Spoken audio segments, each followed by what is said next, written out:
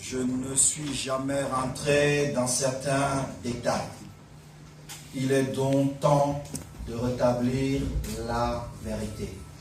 Et celui qui la contestera, j'autoriserai à nos équipes de publier tout ce que j'ai dit ici. Il me revient donc à présent le plaisir de vous dire quelques mots et de tracer les perspectives des mois à venir. Mais avant de clôturer nos travaux, j'aimerais, avec votre permission bien sûr, jeter un coup d'œil dans le rétroviseur pour voir le chemin parcouru à vos côtés. Il n'a échappé à personne d'entre vous que nous arrivons à la fin du mandat en cours. Chers collègues, j'ai coutume de dire que nous sommes venus à la FECAFOOT pour écrire l'histoire. Au bout de 4 ans de présidence, je suis heureux de constater que nous avons tenu promesse. Ensemble, nous avons écrit une grande histoire. Sans vous, chers délégués, chers membres du comité exécutif, nous n'aurions pas pu réaliser ce que nous avons réalisé. Avec votre accompagnement, votre loyauté, votre soutien, vos idées, nous avons stoppé le déclin et amorcé l'aube d'une nouvelle ère. C'est probablement pour cette raison que vous me demandez de postuler pour un nouveau mandat. Je vous en remercie du fond du cœur. Mais,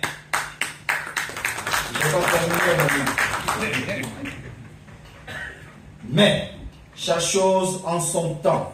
Le mandat n'est pas fini et je suis encore absorbé par les tâches pour lesquelles vous m'avez élu. J'ai donc pas eu le temps d'y réfléchir. Je vous ferai part de ma décision dès qu'elle sera prise. Pour l'instant, je vous invite à parcourir le catalogue de ce que nous avons changé en mieux pendant ces dernières années. La première chose qui me vient à l'esprit, c'est la revalorisation des subventions et des primes. Monsieur le représentant des clubs professionnels, chers collègues, Monsieur Batama, je vous prends à témoin.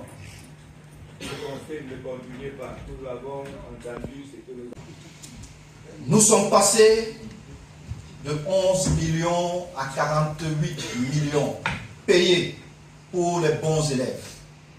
Ceux qui se plaignent, c'est ceux qui ont le plus de procédures à la Fédération camerounaise de football avec des joueurs qui ne payent pas. Madame Mangele, chère maman, vous êtes dans cette salle. Je vous ai bien payé. Les primes pour le champion du Cameroun sont passées de 20 à 50 millions de francs CFA. Et celles de la Coupe du Cameroun de 10 à 25 millions.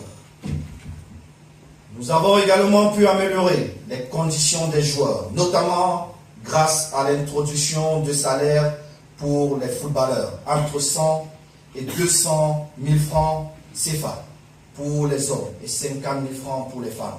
D'ailleurs, avec notre partenaire, le PNU, Programme des Nations Unies pour le développement, la construction des stades de proximité de Bamenda et Kousseri.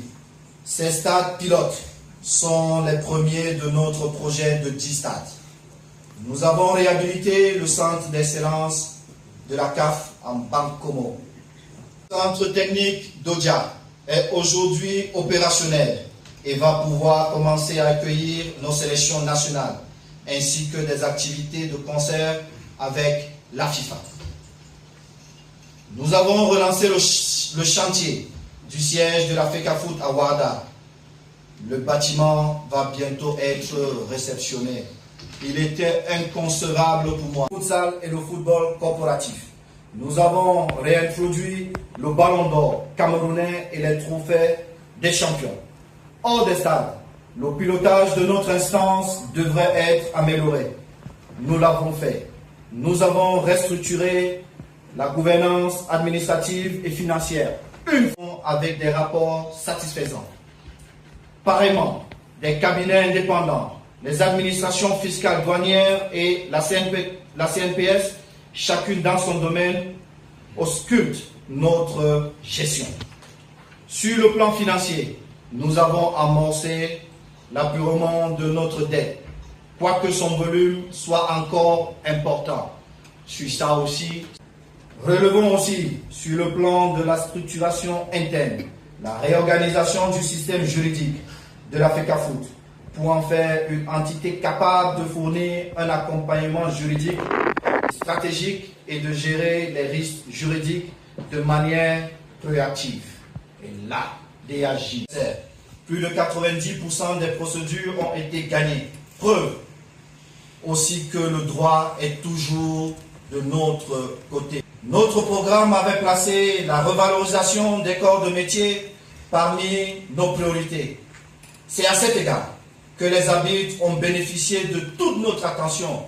La valorisation et la professionnalisation des métiers d'entraîneur. Nous travaillons aussi à trouver des solutions d'encadrement et de suivi des joueurs en activité et à la retraite.